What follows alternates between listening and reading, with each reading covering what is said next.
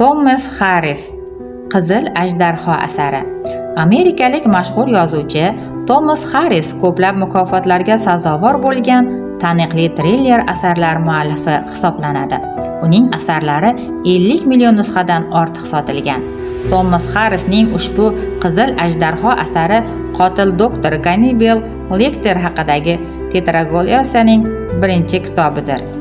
Bu kitob dunyo bo'ylab 10 million nusxadan ortiq sotilgan va 40 dan ortiq tilga tarjima qilingan. Markazida Federal qidiruv byurosi sobiq maxsus agenti Will Graham turadi. Graham o'ta noyob qobiliyatga ega. U jinoyatchilarning, ayniqsa maniaklarning fikrlash tarzini, hissiyotlarini va instinktlarini xuddi o'zinikidek his qila oladi. U g'ayriinsoniy aqlli qotil Hannibal Lecterni qo'lga olingan, og'ir ruhiy jarohat olib ishdan ketgan va oilasi bilan tinch hayot kechirayotgan bo'ladi. Biroq AQShda Tish parisi laqabli yangi o'ta shafqatsiz seriyali qotil paydo bo'ladi.